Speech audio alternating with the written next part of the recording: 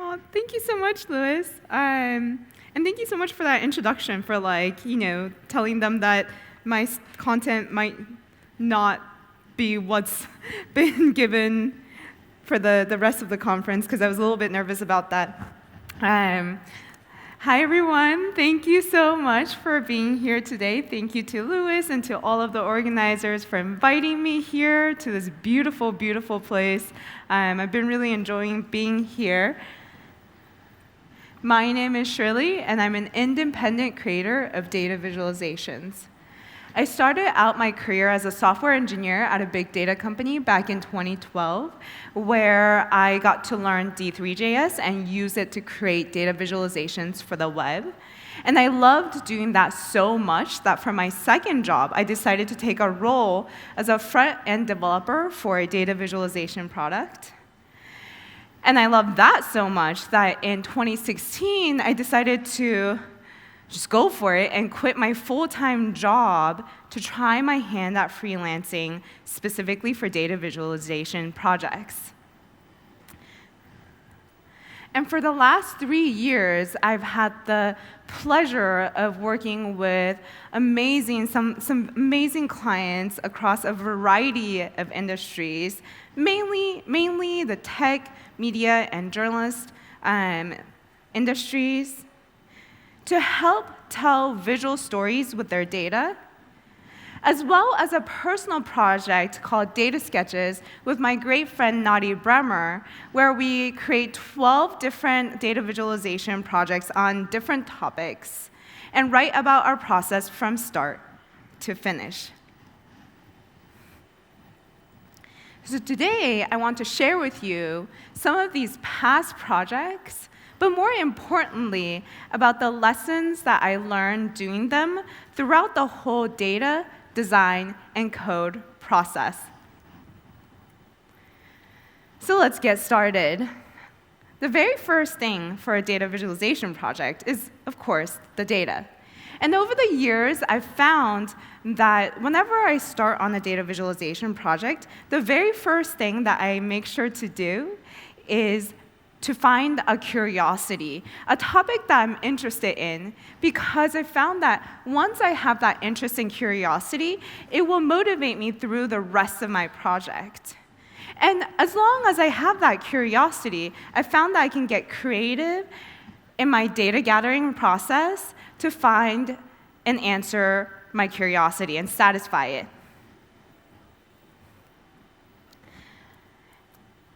Towards the end of 2016, I created this data visualization for the pudding called an interactive visualization of every line in Hamilton.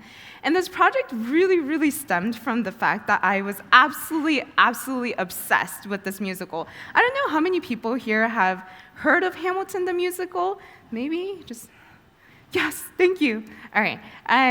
Brilliant musical. I was so obsessed with it that I had it on repeat for months and months until my fiance was like, why don't you just make a visualization out of it?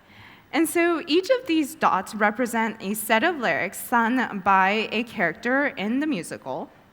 And as the reader goes and scrolls down, I present them with the analysis that I did, as well as the interesting insights and patterns that I found. And when they get to the very bottom, I present them with that same exploratory tool I used to do my own analysis, where they can filter by any set of characters, conversations, and themes, and dig into the remaining lines and songs to do their own analysis. And this project really came about because as I was listening to the musical, I kept on wondering, how do the relationships change between each of the characters throughout the musical? And also, what recurring phrases are there, and who are they associated with? But as you can probably imagine, none of that data set was available anywhere out there, anywhere online. And so I had to manually go through all of the lyrics noting all of the recurring phrases,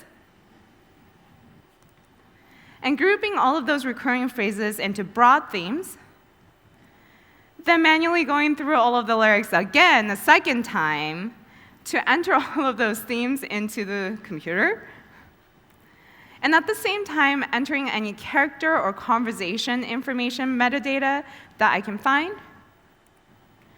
I then wrote a script to aggregate that metadata by song and line number to get my final data set.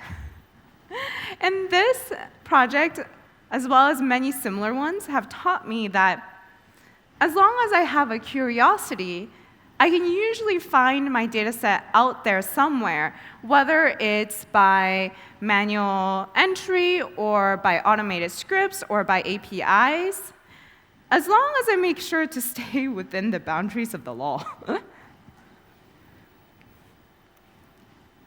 So once we get our data, the second thing we need to do is to make sure to explore the data before starting on the design. This is a personal project I did for Data Sketches called 4 Years of Vacations in 20,000 Colors, where I took the 4,000 images, approximately 4,000 images, over the course of 13 trips, pulled out the 5 most common colors in those photos, grouped them by the trip that I was taken on, and arranged them by the day of the trip that I was taken on.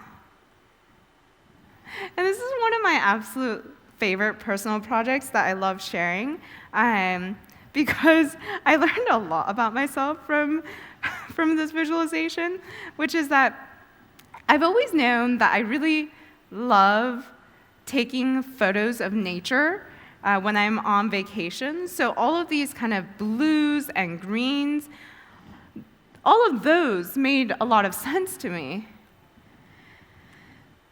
But I was really confused as to why I had so many reds and yellows and purples. And so when I went back and dug into the underlying photos, I learned that they were all food pictures. So this whole trip to Japan and Tokyo in 2014, apparently all we did was eat. Yeah, this is why it's one of my favorite personal projects. But this project that didn't actually start out so well. In fact, it started out quite disastrously. This is one of my initial design sketch, once I collected all of my data. I wanted to understand where and when I was taking my pictures, had good intentions, and I was like, maybe what I can do is on my x-axis, I can plot the time of day that these pictures were taken, the day, like morning, noon, and night, and then maybe I can extend that and show the continent that I was taken on. And then on the y-axis, maybe I can show the year those photos were taken on. Good intentions, just wanted to understand myself. But what I have failed to do was explore my data before this step, because it had taken so long to collect all of this data that I was like, I just don't want to touch this data anymore. And so I had zero understanding of the data.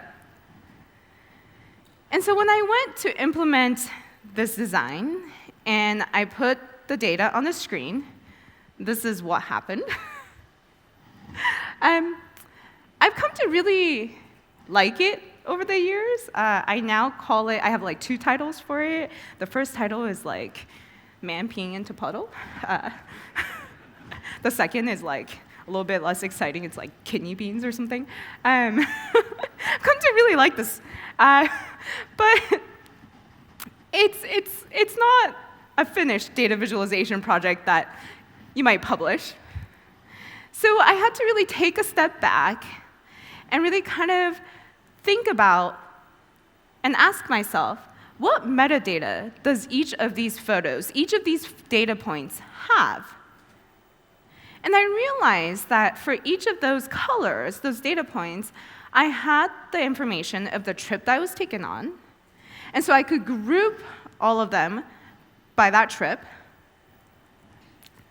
I had also the information of the day that it was taken on, and so I decided to map that information of dates to the angle around that trip.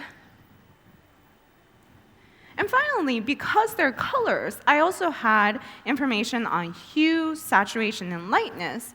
And so I decided to map hue to the radius so that the colors will go from orange to green to blue to red, fanning out. And this project really, really taught me that I need to always make sure to list out my data attributes and assign them to the right visual channels. So for example, for quantitative data attributes like dates or hue or saturation, I should map them to visual channels like width and height, XY positions, radii, angles. And for categorical attributes, I should assign them to visual channels like colors and shapes. And to always watch out for extremes, for outliers, while exploring the data. But I've also found over the years that creating compelling visualizations take more than just assigning the right data attributes to the right visual channels. And in fact, I found that some of the most compelling of data visualizations have a masterful use of visual metaphors. For example, when the New York Times decided to visualize class mobility as literally dots on the screen animating and rising up or falling down, or any number of articles that have decided to use red bars drooping down to portray the underlying data set of deaths and murders. And I firmly believe that these subtle uses of visual metaphor help our readers understand the underlying data set quicker, as well as reduce the learning curve for them when they approach a new visualization. And in a world where our readers are constantly bombarded with thousands and thousands of pages and options, I found that it's really important to design to maximize delight for them, to design for all of those subtle little, maybe even tiny bit flashy details that will keep them scrolling through the story. In late 2017, I got to work with the US Guardian team, as well as my friend Nadi Bremer, on this article called Bust Out, about how different American cities buy bus tickets for their homeless people. The Guardian US team gathered data from 16 different cities, which resulted in approximately 20,000 data points, 20,000 homeless people's journeys.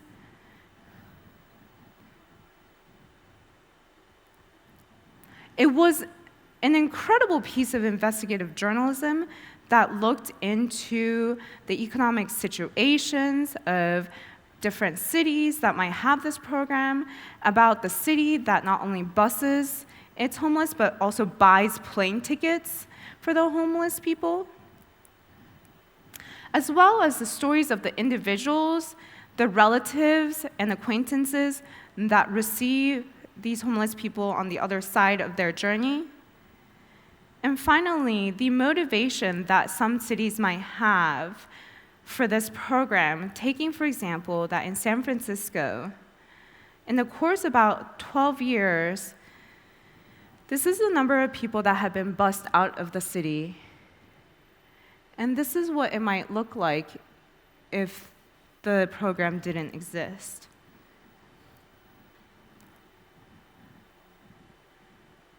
Nadi and I created a variety of visualizations for this article, but today I want to talk about just one of them, about the visualization for New York City. New York was very unique in that it's the only American city that buys bus tickets, not only bus tickets, but also plane tickets for their homeless people. And so we had two goals for this visualization that we wanted to communicate. The first, to highlight the furthest flights that New York bought for their homeless. And second, to show the most frequent of destinations for their homeless. And so to accomplish the first goal of highlighting the furthest flights, the very first thought was to use a map. But we didn't want to use a map not only because we had already used the map to introduce the data set at the very beginning of the article, but also because maps are just inherently not as good for comparing relative distances between different start and end points.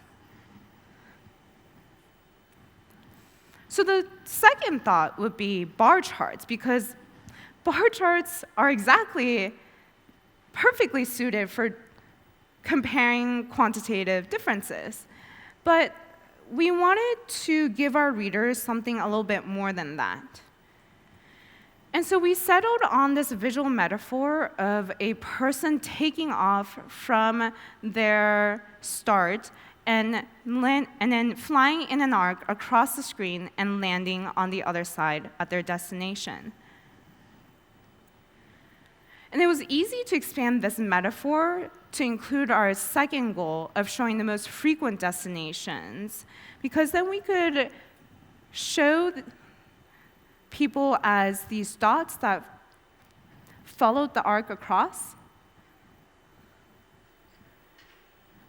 But even then, it took many, many, many iterations of subtle changes to get the visualization, the animation, to a point where we felt that it would give our readers enough delight, but not bog them down in the timing of the animation.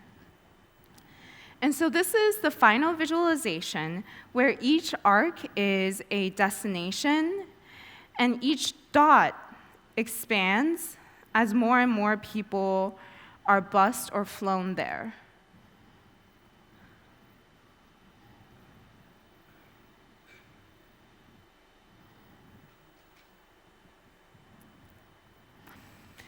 So far, we've talked a lot about gathering the data and designing. Now I want to talk a little bit about the code. So for the last year or so, I've been casually joking around that data visualization is just basically Svg paths and trigonometry, that's all you need to draw shapes on the screen. And I say that jokingly, but actually I think it's quite true. I found that one of the best things I've done for myself technically is to teach myself Svg paths, because I found that with that under my belt, I've been able to create any shape, any drawing that I imagine up in my head in the browser. This is another project that I did for data sketches called Film Flowers, where I reimagined the top summer blockbusters of the last 2.5 decades as flowers, where each of the petals are parental guidance ratings, each of the colors are genres, and the size and number of petals are their IMDb ratings out of 10. And there are some really beautiful ones in here, like The Dark Knight Rises, Inception. I always love Harry Potter. But my absolute favorite that I really like showing everyone is the 1997 Batman and Robin, because it's just so tiny and teensy and cute. Just like, oh, you're so little. But when I first published this project, I got a few questions about how I created it, whether it was difficult to make the flowers. And the answer is that it's actually relatively straightforward as long as you have an understanding of Svg paths, and in particular, the cubic Bezier curve command. And I just want to show you how that command works.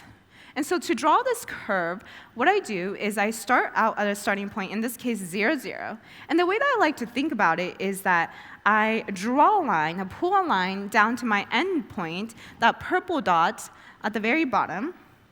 And then I take those 2 anchor points in the middle, and I drag them out until I form the shape I want. I draw 2 more lines,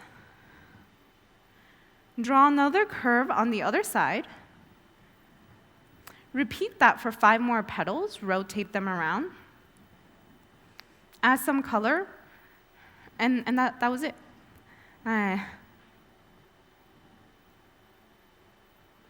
But just drawing shapes on the web page doesn't make for a data visualization. Creating data visualizations means that we need to translate our data into screen space. And to do that, we need some JavaScript libraries.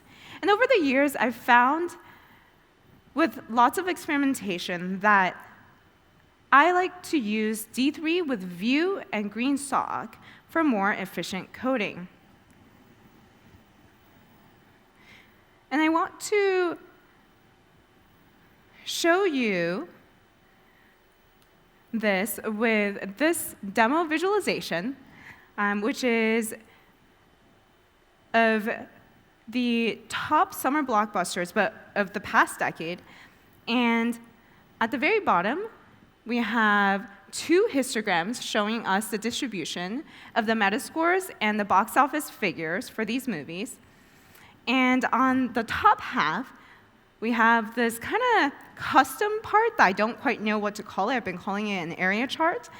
But each of these curves represent a movie where any movies that have box office figures that have earned more than the median rise above, and any that have earned less than the median droop below. And I can also interact with it by brushing over the histograms on the bottom to interact with them. And I want to show you how much more straightforward coding this could be if we just use Vue and D3 together by live coding this with you. So yeah, this is where I go and do this, so please wish me luck. Yeah, so let's start. So this is what we're going to start with. For the sake of time, I already have the histograms done at the bottom, and we're just going to do the custom part up top. And so this is my app.vue. This is my, my root component. And what's happening in here is that in the scripts, I go and fetch my movies data set, and then I go and register it in this data function right here. And then in the Vue template, I just create the area chart and the 2 histograms and pass down that movies data set. And in the area chart component, I receive the movies data set from the parent component. And I make sure to watch for any changes on the movies. And as soon as there are some changes, I say to calculate scales and then calculate the data. And let me explain what I mean by that. So as I said before, data visualizations, part of that is translating data into screen space. And the way we do that with D3 is with scales. And so for this particular visualization, I want to translate 3 parts of the data into visual channels of X position, Y position, and color. And so let's start with the X position. For the X position, I want to map the release dates of each movie. So let's go and get the minimum and maximum release dates from our movies data set. This.movies, and get the release date. And then let's create an X scale with D3 scale time, which takes as input a temporal, something time-based, and outputs a continuous, something continuous. And I want to, for the input, go from 2 months before the minimum release date until 2 months after the maximum release date, so that we can account for the fact that the curve draws 2 months before and 2 months after. So let me just do that. So I say I want the minimum date minus 2 months and the maximum date plus 2 months. And I say that I want to map those two dates to X position, that's the leftmost. So I just have a little margin. And then I say that I want to map the maximum date to our rightmost part of the visualization. And so that's the width of the visualization minus a little bit of a margin. And then the next thing I want to do is to calculate my Y position. And to do that, I want to first figure out the median box office figure that can be the baseline for our curves to rise or fall from.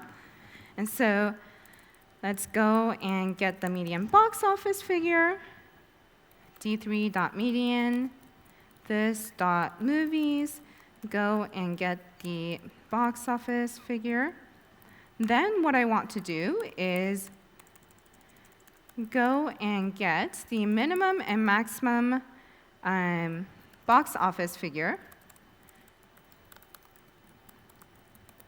but subtract the box office figure by the median, create the Y scale, and this time the Y scale will be a linear scale, which maps a continuous input to a continuous output. So I want to map the minimum,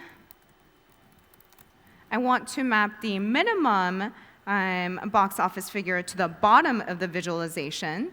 And so that should be the height of the visualization minus a little bit of a margin. And I want to map the maximum box office figure to the very top of my visualization. So that's just margin.top. Just say that my baseline is the Y position of the median. And now let's do the colors. So for the colors, I want to use the minimum and maximum metascore for all of the movies, d.score. And then let's use a color scale. And that scale is called scale sequential. And we're going to map that score, the minimum maximum score, to this thing called Verdi's. And so essentially what this is doing is saying I want to map a continuous input of the score to a continuous color range. And finally, for the setup, we need an area generator from D3. And what an area generator does from D3 is that we pass in to D3 a set of points, and D3 goes and connects all of those points by a line. And then we give it a baseline, and D3 goes and fills the curves until the baseline. So let's give it the baseline that we just calculated, which is the Y position of the median. And finally, let's just tell it a curve so that it's not just jagged lines. OK, so this was all the setup. And this is probably like most of the work. And then now all we have to do is go through each of those movies and translate that into screen space. And to do that, what we want is for each movie, we want, first of all, the key, the ID, and then we want to have D3 calculate the SVG path for us. And so what we want to do is use that area generator, and then we need to pass in the points, and in our case, we want 3 points for each of those little curves. The first point at the baseline, 2 months before release date, then the second point at the box office figure and the release date, and finally, 2 months after. So let me show you what I mean. So the X position of the release date 2 months before the release date, and then the baseline for Y, then the release date itself with the box office figure minus the median box office, and then finally the point 2 months after. And now let's just calculate the color scale. And we need the score for that. And if I've done this correctly, I should be able to console log and see the data set translated into screen space. So let's double check that. Nope. Let's see what we did wrong. And calculate data, oh, yes. I should be saying .map, not .movies. OK, so let's check if this is right. We have 98 movies, and for each movie, we should have the color and the really long, ugly SVG path string. So that was the hardest part of all of this. And now what we need to do is just take that data and using Vue's template system, we're going to create an SVG path for each of those arcs. Say we want to set the key to the ID we said. We want the path string command to be d.path, the fill to be the color we just calculated, give it a white stroke so that the overlapping ones, you can see them. So that is, stroke is white.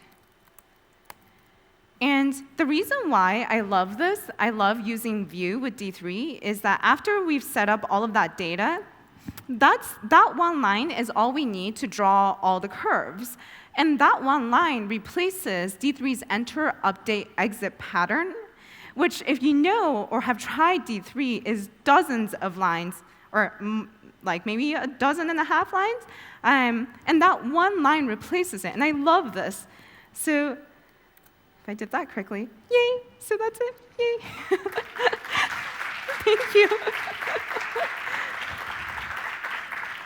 And then I just want to show you how to do the brushing interaction to filter that I showed earlier. And I know it might look like it would take a lot to implement this, but I want to show you that it's actually pretty approachable with D3 and Vue. And so what we need to do is use D3 for that brush. So let's now go into the histogram component down there. So this is my histogram component. And the important thing is that I have this group, SVG group element in my Vue template with a reference called brush. And then I have this call to create an instance of D3's brush. And all I have to do is to use D3 to select my group element and call that brush instance. And then this one line, I get all of this rendered into the DOM with the event interactions for free. That's That's all it takes, and D3 makes it super easy. But you might have noticed that I don't have the filtering in there yet. And for that, we need to do the logic ourselves.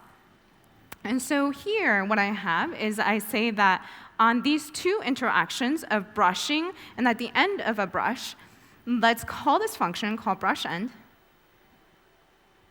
So here's what I'm going to do. I'm just going to say the bounds null if d3.event.selection.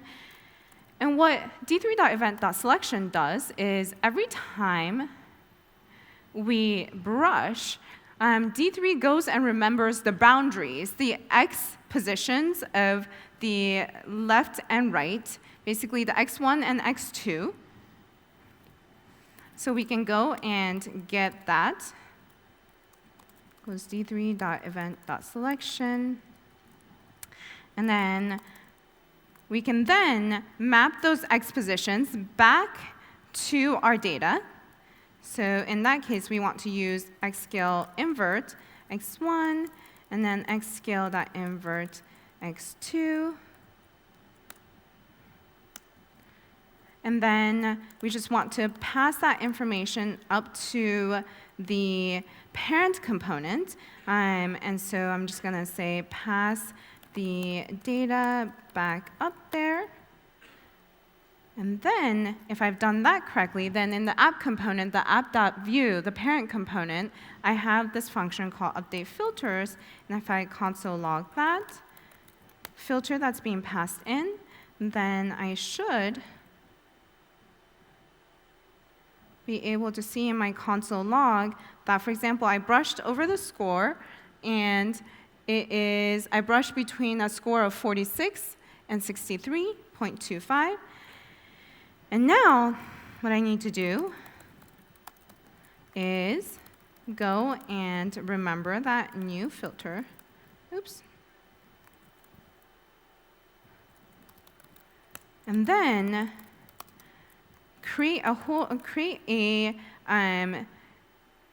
and then calculate the filtered movies from the overall movies data set. So .movies. And for each movie, what I want to do is I only want to keep that movie if it falls within the bounds of every filter that's selected. So let's do that, filters, and then let's go get the boundaries and the name of the filter.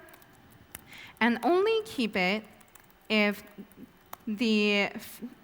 it's not filtered, or it is, hold on, it's within the bounds. So bounds,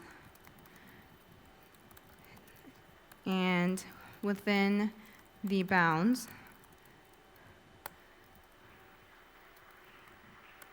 and hopefully I've done that correctly. And if I've done that correctly, then when I brush over this, the console log should show me, oops, I forgot to console log. It should show me that I have less than 98 movies, hopefully, I hope. And we do, yay! Except I think I have it wrong, because can you see that like the greater part isn't being filtered correctly? So let me do that, because I said this. Now it should be filtered correctly. Cool. But you might notice that that top part is still not hooked up, so let's go and do that. And all we need to do to hook that up is to go and make sure to watch for changes on the filtered data set, and just recalculate the data for each of those curves.